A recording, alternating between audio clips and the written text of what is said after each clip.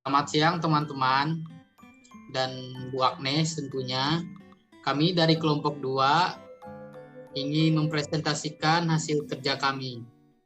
Kelompok kami beranggotakan saya Ruli Chandra dengan NIM 191134092.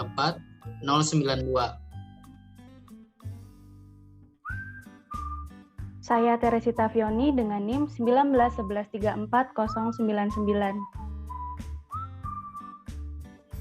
Saya Maria Luki Kanian Diani dengan NIM 191134149.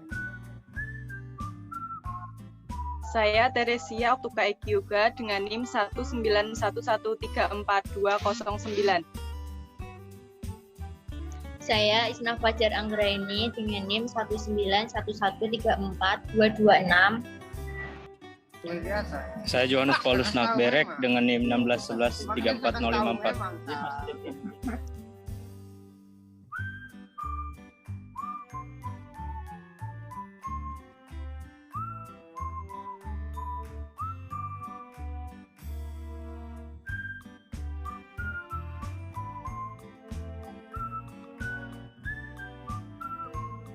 Yang pertama, apa model terhubung?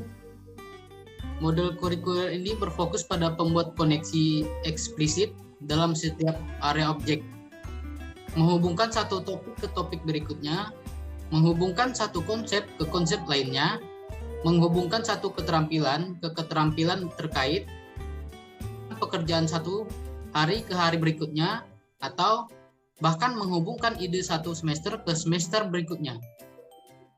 Kunci dari model ini adalah upaya yang disengaja untuk menghubungkan kurikulum dalam disiplin daripada mengasumsikan bahwa siswa memahami koneksi secara otomatis. Bagian yang kedua, seperti apa bentuknya? Dalam kurikulum besar, misalnya, sebuah hubungan digambarkan antara unit batu dan unit mesin. Sederhana, sebagai siswa secara eksplisit menghubungkan ini sekaligus melihat mereka sebagai dua bidang ilmu yang berbeda. Satu adalah ilmu bumi dan yang lainnya adalah ilmu fisika. Dengan memberi label untuk siswa secara luas, dalam hal ini ilmu bumi dan ilmu fisika, guru dapat membantu siswa mulai mendefinisikan spektrum ilmu untuk diri mereka sendiri dengan payung organisasi tradisional ini. Ini menjadi langkah kritis pertama dalam memahami dan konseptualisasi mereka tentang ilmu-ilmu sebagai ranah penuh arti. Demikian juga di lingkungan sekolah menengah atau menengah, guru ilmu bumi menghubungkan unit geologi dengan unit astronomi dengan mengasosiasikan sifat masing-masing. Kesamaan antara dua unit menjadi penyelenggara untuk siswa saat mereka bekerja melalui kedua unit untuk melihat bahwa mereka dapat membuat eksplisit hubungan timbal balik.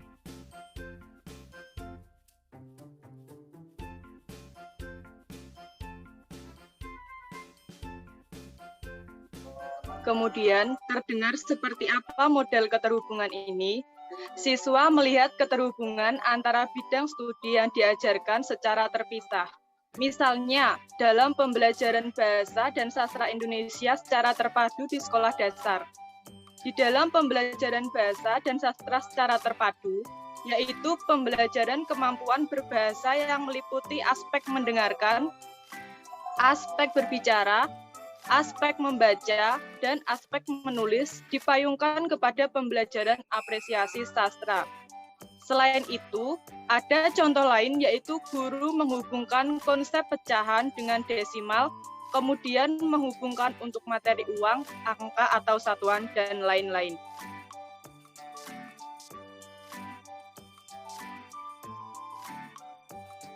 Kunci utama dari model ini adalah adanya usaha untuk menghubungkan materi, konsep, keterampilan dalam satu disiplin ilmu dengan asumsi bahwa siswa akan dapat secara otomatis memahami hubungan tersebut. Pembelajaran terpadu dengan menggunakan model connected menuntut pemahaman dan kreativitas guru dan siswa dalam menuangkan ide-ide ke dalam suatu pembelajaran yang efektif. Dalam hal ini, fokus utama tetap berada pada siswa sebagai pelaku utama pembelajaran. Guru dapat mengajak siswa bermusyawarah dalam menentukan materi-materi yang sekiranya memiliki keterkaitan untuk dipadukan dalam suatu aktivitas belajar mengajar. Selanjutnya, guru membuat rencana pembelajaran yang mengakomodir materi-materi secara integral, secara terintegrasi dengan tetap mengacu pada standar kompetensi dan kompetensi dasar.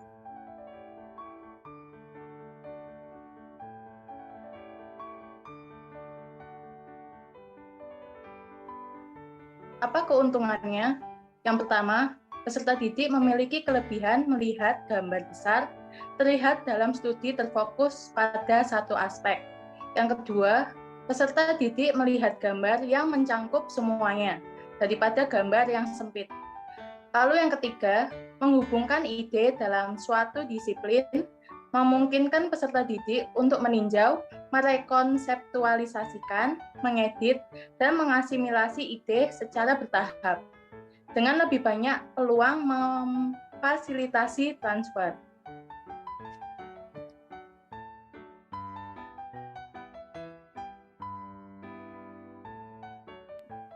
Yang selanjutnya adalah kekurangan. Bagi guru, tidak mendorong guru untuk bekerja secara tim, sehingga isi dari pembelajaran tetap saja terfokus tanpa merentangkan konsep-konsep serta ide-ide antar bidang studi.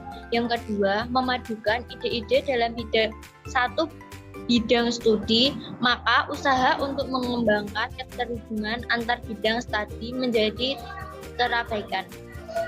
Yang ketiga, model ini belum memberikan gambaran yang menyeluruh karena belum menggabungkan bidang-bidang pengembangan atau materi pelajaran lain. Yang keempat, guru tidak didorong untuk bekerja secara bersama. Pelajaran tetap terfokus tanpa merentangkan konsep-konsep dan ide-ide antara mata pelajaran.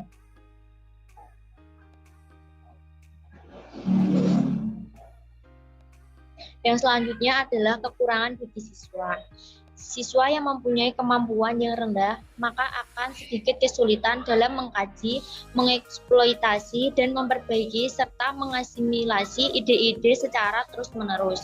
Yang kedua, dalam mengolah suatu pengetahuan, tidak jarang siswa merasa kesulitan untuk memadukan topik-topik, konsep-konsep, maupun ide-ide dalam satu mata pelajaran, walaupun guru sudah berusaha mendukung sesuai dengan karakteristik disiplin ilmu.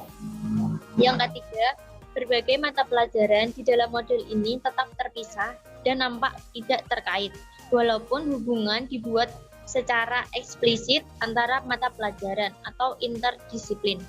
Yang terakhir adalah usaha-usaha yang terkonsentrasi untuk mengintegrasi ide-ide dalam suatu mata pelajaran dapat mengabaikan kesempatan untuk menggabungkan hubungan yang lebih global dengan mata pelajaran yang lain.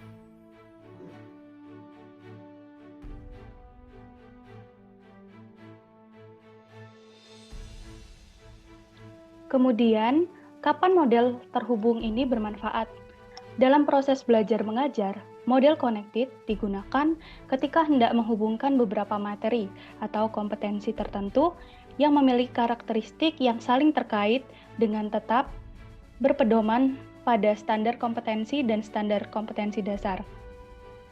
Adapun cara menghubungkan materi-materi yang saling terkait tersebut ialah dengan membuat jembatan pengetahuan.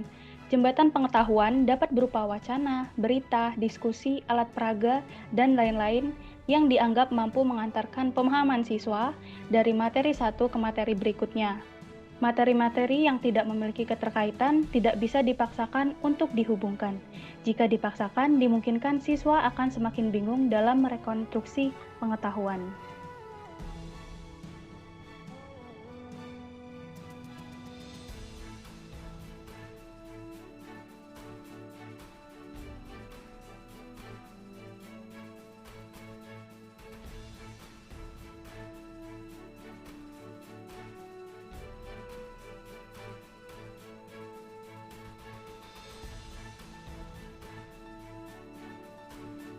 Kemudian di sini ada kinerja kurikulum dengan model 2 keterhubungan. Yang pertama, butir-butir pembelajaran dipayungkan pada induk mata pelajaran tertentu. Yang kedua, butir pembelajaran kosakata, struktur membaca dan mengarang. Yang ketiga, pembentukan pemahaman, keterampilan, dan pengalaman secara utuh tidak berlangsung secara otomatis. Yang keempat, model connected untuk membuat hubungan antar topik, konsep atau unit lebih eksplisit atau terperinci, identifikasi dua topik yang diajarkan dalam urutan tertentu.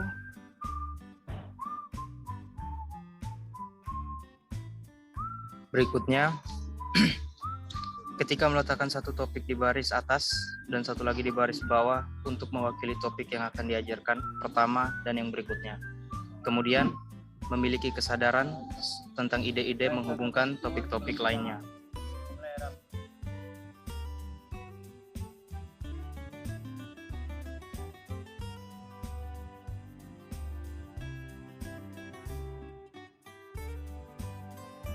Sekian presentasi dari kelompok kami. Apabila ada kesalahan, kami mohon maaf. Terima kasih.